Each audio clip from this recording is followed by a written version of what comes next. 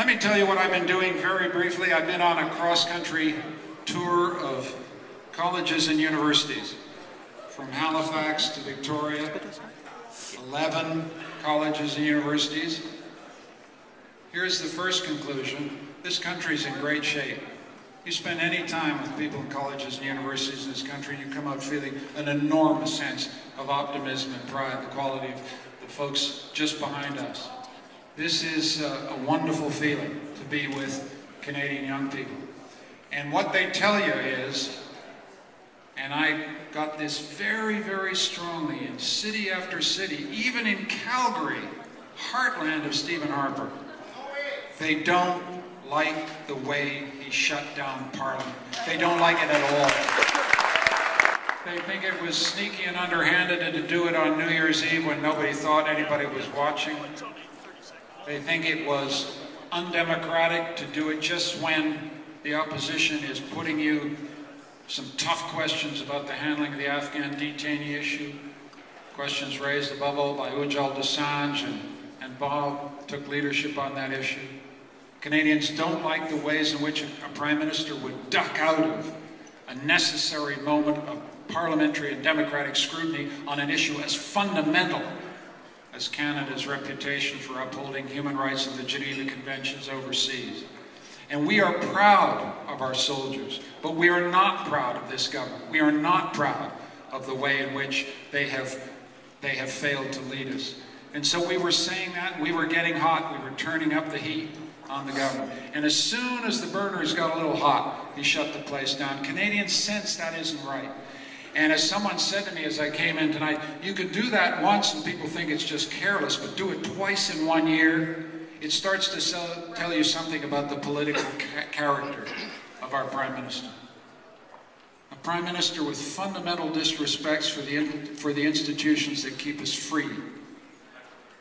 And we have to stand up, and we have stood up, and we have said, this will not do. This must stop. We must have a Prime Minister who respects the institutions that constrain his power. That's the Liberal vision of power.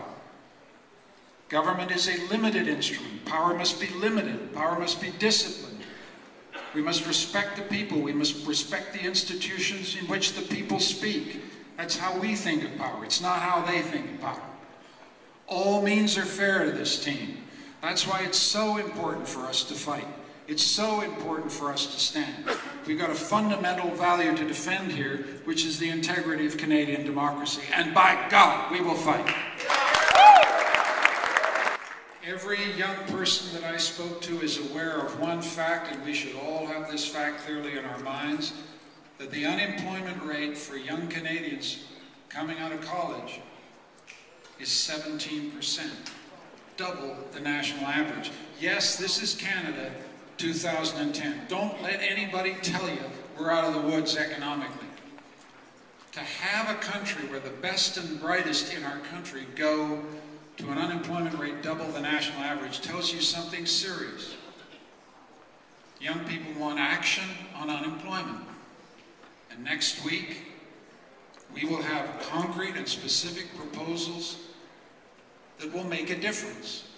Canadians are looking for us to lead on unemployment. I think this is the key domestic issue in 2010. You can't have an economy firing on all cylinders when the best and brightest can't get a darn job, right? So we have to say that, we have to say it clearly, we have to lead, we will not let these people down, okay?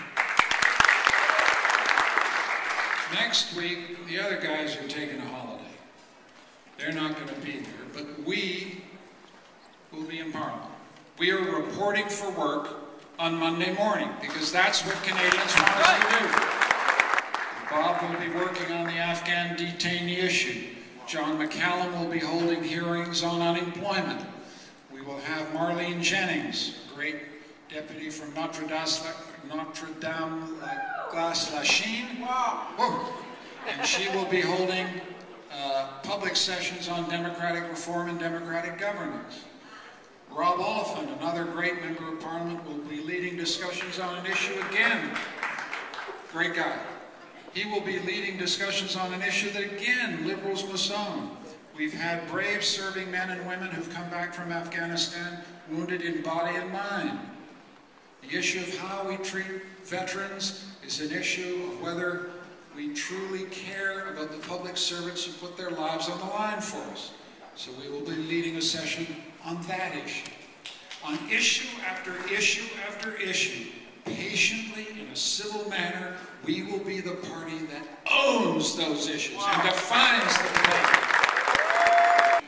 Then in March, we are going to have this major event for the party, which is the Montreal Conference.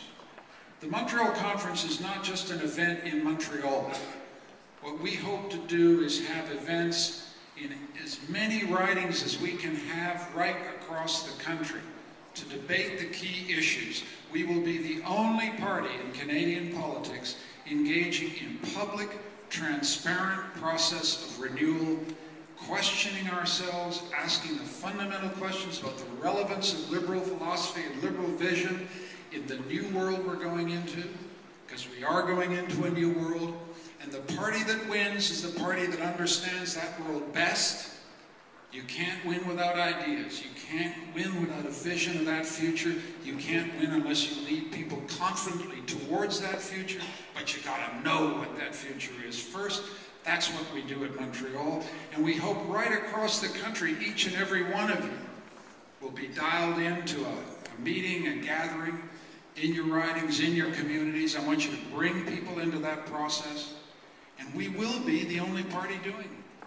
We'll be the only party out there daring to rethink what we believe in public, and that is designed to send a simple message which we all have to understand. I said this in caucus yesterday. It caused a little bit of a tremor of surprise.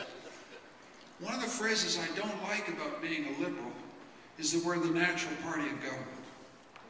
We can be immensely proud of what we created for Canada, but no party has an entitlement to govern.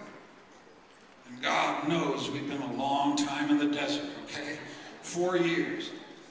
And if the desert is worth crossing, it's worth crossing so that you discover something new, you feel something new, you revive your faith in basic principles. And you then go out, because you show this to people, that you're earning the right to govern. Every day you're earning the right to govern.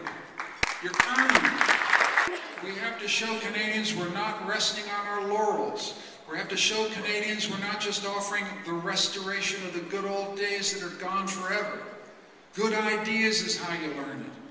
Ken Dryden goes across the country on cross-country tours to universities, and he earns it because people respect what he has to say.